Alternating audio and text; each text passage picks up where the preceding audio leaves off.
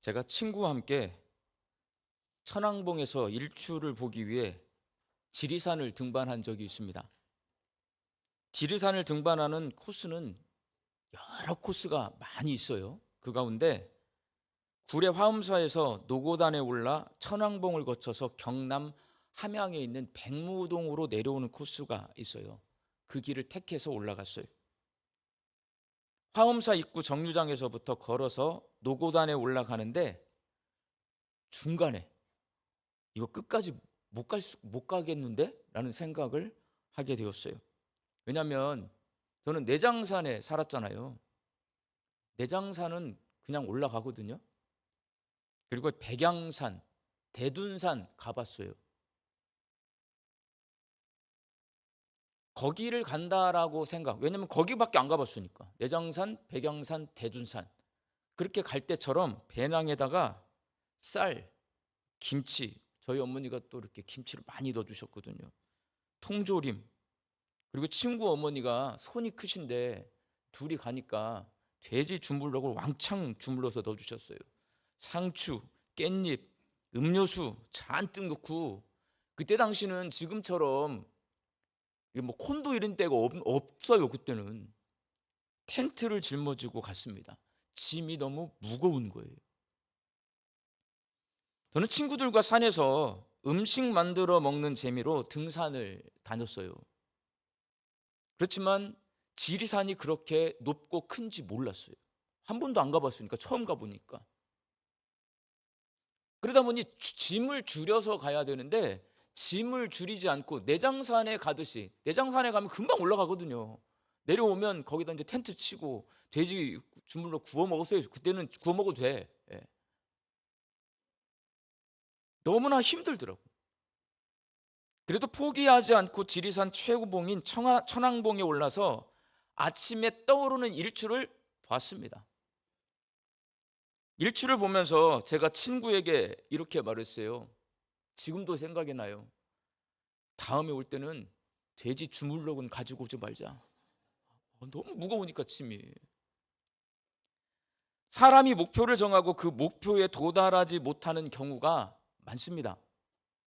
혹시 목표에 도달했다고 하더라도 여러 가지 아쉬운 점을 발견하기 마련입니다. 꼼꼼히 계획을 세워도 놓친 부분이 있고 계획대로 되지 않는 부분이 있어서 사람들 대부분이 목표를 이루고 나서도 아쉬움이 남고 다음에는 더 잘해야 되겠다 다짐하게 됩니다. 그런데 십자가 죽음이라는 목표, 예수님은 십자가에 돌아가시기 위해 오셨잖아요. 이 십자가 죽음이라는 목표를 정하고 그 목표에 도달하신 예수님은 다 이루었다라고 말씀하십니다. 오늘 보면 30절 말씀을 함께 읽겠습니다. 예수께서 신포도주를 받으신 후에 이르시되 다 이루었다 하시고 머리를 숙이니 영혼이 떠나가시니라. 십자가에 못 박혀서 돌아가시기 직전인 예수님은 지금 목표점에 도달해 계신 거예요. 그런데 어떤 아쉬움이나 다음에 더 잘해야 되겠다 다짐하지 않으시고 다 이루었다라고 말씀하십니다. 그러면 예수님은 어떤 일을 다 이루신 걸까요? 다 이루었다는 예수님이 십자가 위에서 마지막 남긴 말입니다. 마지막 한 말씀이에요. 그러니까 이게 더 의미가 있고 주의를 기울이게 되는데, 이 다 이루었다, 우리나라 말로는 다 이루었다잖아요. 그런데 이제 이 성경, 신약 성경은 그리스 말 헬라어로 써 있거든요. 테텔레스타이라는 단어로 써 있어요. 테텔레스타이. 이 단어의 의미를 살펴보면 예수님께서 어떤 일을 이루셨는지를 알 수가 있습니다. 그렇다면 헬라어 테텔레스테이는 어떤 의미를 가지고 있는 단어일까요? 헬라어 테텔레스타이는 세 가지 중요한 의미를 가지고 있습니다. 첫 번째 의미는 성취되었다예요. 성취되었다. 예수님 당시 마라톤 선수가 42.195km를 달려서 골인 지점에 통과할 때 테텔레스타이라고 외칩니다. 이 선수가 마라톤 경기를 완주했음을 알리는 거예요. 테텔레스타이. 이렇게 해야 할 일을 다 이루었을 때, 성취했을 때 사용하는 말이 테텔레스타입니다. 요한복음은 예수님께서 구약 성경이 예언하고 있는 말씀들을 모두 이루신, 모두 성취한 메시아이심을 강조합니다. 오늘 본문 28절 말씀을 함께 읽겠습니다. 그 후에 예수께서 모든 일이 이미 이루어진 줄 아시고 성경을 응하게 하려 하사 이르시되 내가 목마르다 하시니. 예수님이 십자가 위에서 내가 목마르다라고 말씀하셨어요. 그렇게 말씀하신 이유가 시편 69편 21절 말씀에 이렇게 써 있어요. 그들이 쓸개를 나의 음식물로 주며 목마를 때에 초를 마시게 하였사오니, 이렇게 써 있습니다. 이 말씀을 이루기 위해서 예수님이 십자가 위에서 내가 목마르다 말씀하신 거예요. 그리고 요한복음 19장 24절 말씀 함께 읽겠습니다. 군인들이 서로 말하되 이것을 찢지 말고 누가 얻나 제비 뽑자 하니, 이는 성경에 그들이 내 옷을 나누고 내 옷을 제비 뽑나이다 한 것을 응하게 하려 함이러라. 군인들은 이런 일을 하고. 예수님을 십자가에 못 박은 로마 군인들이 제비 뽑아서 예수님의 속옷을 전리품으로 챙겼어요. 이것도 시편 22편 18절 말씀에 내 겉옷을 나누며 속옷을 제비 뽑나이다 라는 이 말씀을 이루기 위해서, 성취하기 위해서 그렇게 한 거예요. 예수님은 베들레헴에서 태어나심으로 미가서 5장 2절 말씀을 성취하셨고, 헤롯 왕을 피해서 애굽으로 내려가심으로 호세아 11장 1절 말씀을 성취하셨고, 갈릴리에 가서 사심으로 이사야서 9장 1절과 2절 말씀을 성취하셨고, 예루살렘에 들어가실 때 나귀를 타심으로 스가랴 9장 9절 말씀을 성취하셨고, 고난당하심으로 이사야서 53장 말씀을 성취하셨고, 십자가에 달리심으로 신명기 21장 23절 말씀을 성취하셨습니다. 예수님의 삶은요, 구약의 이 선지자들이 예언한 말씀을 전부 이루고 다니시는 거예요. 그리고 요한복음은 예수님이 십자가에서 죽은 후에도 구약 성경의 말씀을 성취했다라고 말씀하십니다. 요한복음 19장 36절 37절 말씀 함께 읽겠습니다. 이 일이 일어난 것은 그 뼈가 하나도 꺾이지 아니하리란 성경을 응하게 하려 함이라. 또 다른 성경에 그들이 그 찌른 자를 보리라 하였느니라. 예수님 당시 십자가형에 처한 죄인의 사망 여부를 확인하기 위해서 하는 행동이 뭐냐? 로마 군인들이요, 십자가형에 당한 죄수들을 시간이 지나면 무릎을 꺾어버려요. 무릎을 쫙 펴고 있는데 무릎을 꺾는다는 건 이 밑 받침대, 발 받침대를 없애버려요. 그럼 사람이 축 처지잖아요. 숨이 안 쉬어져서 결국 질식해서 죽어요. 그러나 시편 34편 20절에 기록된 것처럼 로마 군인들은 예수님의 무릎을 꺾지 않습니다. 스가랴서 12장 10절에 기록된 것처럼 창으로 옆구리를 찔러서 예수님의 사망 여부를 확인합니다. 다른 십자가형에 달린 죄수들과 달리 예수님은 성경에 쓰여 있는 대로 무릎이 꺾이지 않고 옆구리에 창을 맞아요. 이거 다 성경을 이루는 겁니다. 그러니까 요한복음은 다른 복음서보다 더 다르게, 요한복음은 예수님이 살아온 모든 과정, 예수님이 지금 겪고 있는 모든 일들이 성경을 성취하는 거다, 성경을 다 이루고 있는 것이다, 우리가 가르쳐주고 있는 거예요. 그래서 테텔레스타이. 테텔레스타이의 두 번째 의미는 모두 갚았다라는 말입니다. 예수님 당시 빚진 사람이 빚을 모두 갚잖아요. 그러면 그 부채 상환을 확인하는 문서, 나 이제 빚 갚았다 문서 받아야 될 거 아니에요. 그 문서에 도장을 찍을 때 하는 말이 테텔레스타이, 나 다 갚았어 라는 말입니다. 테텔레스타이는 빚을 모두 갚은 사람이 선언하는 상업 용어예요. 사도 바울은 십자가 죽음이 예수님께서 죄인인 우리들의 죄값을 대신 갚아주신 사건이라고 말합니다. 골로새서 2장 14절 말씀 함께 읽겠습니다.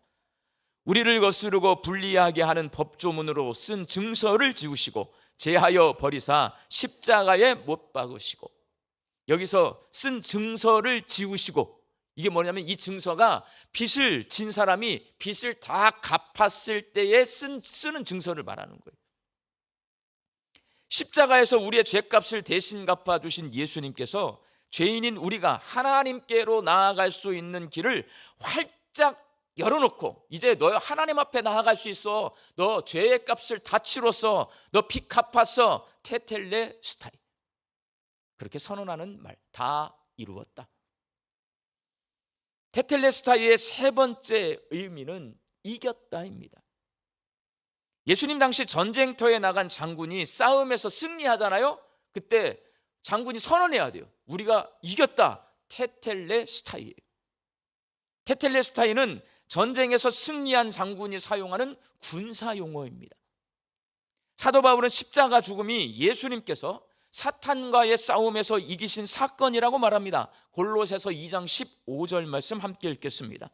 통치자들과 권세들을 무력화하여 드러내어 구경거리로 삼으시고 십자가로 그들을 이기셨느니라. 테텔레스타이. 어린아이들이 싸울 때 코피 나면 지는 거예요. 울면 지는 겁니다. 죽기 살기로 싸우는 것은 전쟁입니다. 전쟁에서 죽으면 지는 겁니다.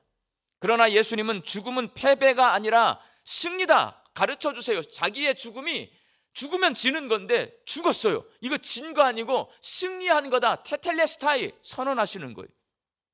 예수님은 십자가에 죽었다가 다시 살아나심으로 사탄과의 전쟁에서 이기셨습니다. 그래서 십자가에서 돌아가시기 직전에 테텔레스타이, 나 진 거 아니야, 나 이긴 거야, 다 이루었다라고 선언하신 겁니다. 이렇게 다 이루었다는 예수님의 짧은 이 한마디 말씀 속에는 구약 성경에 예언된 모든 말씀을 성취하셨고, 죄인들의 죄값을 대속해 주셨고, 사탄과의 싸움에서 이기셨다는 의미를 함축하고 있습니다. 그래서 다 이루었다는 이 말씀을 통해 예수님께서 왜 십자가에서 죽으셨는지 그 이유를 알 수 있는 겁니다. 사도 바울은 왜 구약 성경이 예수님께서 십자가에서 돌아가시도록 예언하고 있는지, 왜 예수님께서 십자가에서 우리의 죄값을 대속해 주셨는지, 왜 예수님이 사탄과의 싸움에서 이겨서 어둠의 권세에 살던 우리를 빛 가운데로 나오게 하셨는지 그 이유를 이렇게 설명하고 있어요. 사도 바울을 통해서 우리는 예수님의 십자가 죽음이 왜 예수님이 십자가에서 죽었는지, 무슨 일을 거기서 다 이루신 것인지를 알려주시는 거예요. 로마서 5장 8절 말씀을 함께 읽겠습니다. 우리가 아직 죄인 되었을 때에 그리스도께서 우리를 위하여 죽으심으로 하나님께서 우리에 대한 자기의 사랑을 확증하셨느니라. 뭘 확증시켜요? 사랑을 확증시켜요. 예수님이 십자가에 달려 돌아가셨어요. 그렇게 달려 돌아가심으로 말미암아 우리와 함께 이 세 가지 의미, 성경에 있는 말씀을 다 이루고 돌아가시는 거예요. 우리의 죄값을 대신 치러주신 거예요. 우리가 죄의 종노릇, 사단의 종노릇 하고 있는데 사단과 싸워서 이기셨다는 것을 보여주시는 거예요. 이 십자가 죽음이. 근데 그 십자가 죽음을 왜 그러셨는지, 도대체 왜 성경은 그런 예언을 해놓고 예수님 그것을 이루셨고, 예수님은 왜 우리의 죄값을 대신 짊어지고 십자가에서 죽으셨고, 예수님은 왜 우리를 대신해서 사단과 싸우셨는가? 그 이유가 뭐냐면 하나님이 우리를 사랑하신다라는 거예요. 예수님은 십자가에서 죽으심으로 우리를 향한 하나님의 사랑을 보여주셨습니다. 그래서 예수님께서 십자가에서 돌아가시기 전에 마지막으로 하신 말씀, 테텔레스타이, 다 이루었다. 이 말씀은 하나님의 외아들이신 예수님이 십자가에서 죽으심으로 우리를 향한 하나님의 사랑이 얼마나 크고 놀라운 사랑인지를 분명하게 보여주셨다라는 말씀이에요. 다 이루었다. 하나님이 너를 사랑한다라는 말씀이라는 거예요. 사랑하는 광주 양림교회 성도 여러분, 오늘 본문 말씀에 기록되어 있는 다 이루었다라는 이 말씀, 내가 널 사랑한다라는 하나님의 말씀으로 들을 수 있기를 바랍니다. 성경은 다양한 인물과 사건을 통해, 그리고 예수님의 사역과 십자가 죽음을 통해 하나님께서 나를 사랑하신다라고 반복해서 말씀합니다. 하나님이 나를 사랑해 주시니 나는 어떻게 해야 돼요? 사랑만 받아요? 성경을 읽어보면 하나님이 날 사랑한대요. 그럼 아무 조건이 없어요? 나도 하나님을 사랑하기를 원한단 말이에요. 그래서 성경의 첫 번째 계명이 예수님이 뭐라고 그래요? 하나님을 사랑하라예요, 여러분. 왜? 하나님이 나를 사랑하니 나도 하나님 사랑해야 돼요. 그렇다면 내가 하나님을 사랑하는 방법은 과연 뭘까요? 예수님은 십자가에서 죽으심으로 하나님이 나를 사랑한다라고 하는 것을 확실히 보여주세요. 증명해 내셨어요. 그럼 나도 하나님 사랑해요. 보여줘야 될 거 아니에요. 그럼 어떻게 해야 여러분 하나님 사랑할까요? 내가 하나님 사랑하는 거 어떻게 증명해낼 수 있어요? 예수님처럼 우리도 십자가에 달려 죽을까요? 내가 하나님을 사랑하는 방법이 뭐냐? 순종입니다. 성경에는 제가 누누이 말씀드리지만 우리가 하나님과 어떤 관계인지를 보여줘요. 자, 하나님이 왕이에요. 그럼 우린 뭐예요? 백성이에요. 하나님이 왕이면 우린 백성이에요. 왕의 명령에 백성은 순종해야 백성인 거예요, 여러분. 하나님이 주인이세요. 그럼 우린 종이에요. 종은 순종하는 거예요. 하나님이 아버지세요. 그럼 나는 아들이에요. 자녀예요. 자녀는 아버지의 말씀에 순종하는 게 자녀예요, 여러분. 예수님이 나의 선생님이세요. 그럼 난 제자예요. 제자는요, 선생님 말에 따라가는 거예요, 여러분. 예수님이 선한 목자세요. 나는 양이에요. 목자가 밥 먹으러 와라. 양이 안 와요. 그러면 양이에요, 염소 새끼예요? 염소 새끼인 거예요, 여러분. 그러니까 성경이 우리에게 하나님을 사랑하는 방법을 가르쳐 주시는데 명확한 방법이 뭐냐? 순종하는 겁니다. 누구 말씀에?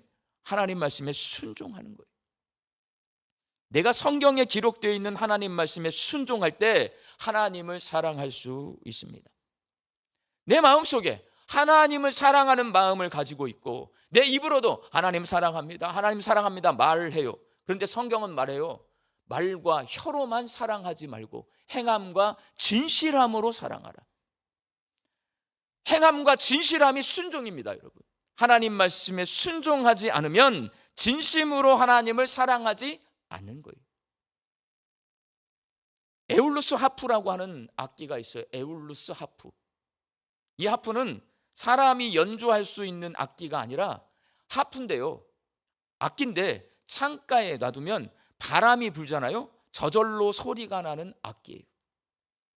바람이 불지 않으면 절대로 소리가 나지 않는데요. 사람이 연주할 수 없어요. 바람이 불어야 소리가 나요. 마찬가지예요. 내 삶 속에서 하나님 말씀에 순종이라고 하는 이 순종이라고 하는 바람이 불 때 하나님 사랑이라고 하는 소리가 나는 거예요.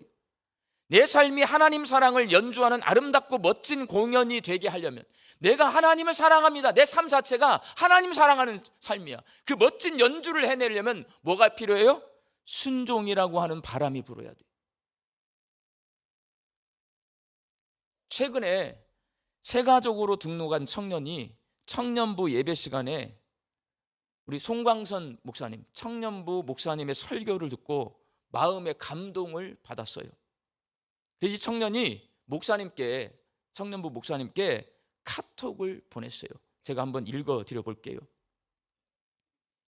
목사님, 제가 이번 주 설교를 듣고 나는 하나님의 사랑도 몸소 느꼈고 날 포기하지 않으신다는 사실도 알고 있는데 사랑을 실천하고 있는 것 같지도 않고 때론 회의감을 느끼기도 하는데 어떻게 해야 하나라는 생각이 들고 더불어 하나님께 아무리 기도해도 응답해 주지 않는 것 같아 내가 무용지물이 되는 것 같다는 생각이 들었는데 오늘 엄마랑 이 돈을 어떻게 사용해야 할지 논의했을 때 엄마가 하나님이 널 사랑한 것 같이 너도 사랑을 베풀면 된다고 말씀하시더라고요.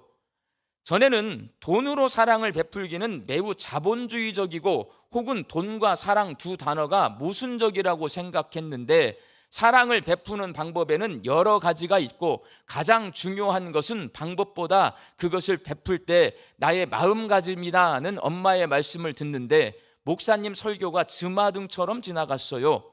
그리고 조금 전 큐티를 했는데 설교 때 머릿속을 채운 제 고민과 걱정거리를 하나님께서 아시고 어떤 방법으로든 그 답을 채워주시더라고요. 목사님의 이번 주 설교 말씀이 저에겐 잠깐 반성과 고통의 시간이면서도 깨달음의 시간이었습니다. 이 카톡을 보낸 이 청년이요, 연구실에서 방학도간에 연구비를 받았어요. 500만 원. 목사님 설교 말씀이 서로 사랑하라였어요. 근데 말로만 사랑하면 안 되는 거잖아요. 똑같은 설교를 하신 것 같아. 행함이 있어야 된다. 마음속에 어떻게 행할까 고민한 거잖아요. 그 500만 원 방학 동안에 번 돈을 한국장학재단에 기부했어요. 지난 주간에. 내가 어떻게 사랑할까? 나처럼 이 연구원을 키워내는 그런 재단에다가 돈을 줘서 누군가 내 후배가 또 인재로 양성되기를 원하는 일에 기부한 거예요. 하나님의 말씀을 듣고 그 말씀에 순종함으로 하나님 사랑을 실천할 수 있어요, 여러분.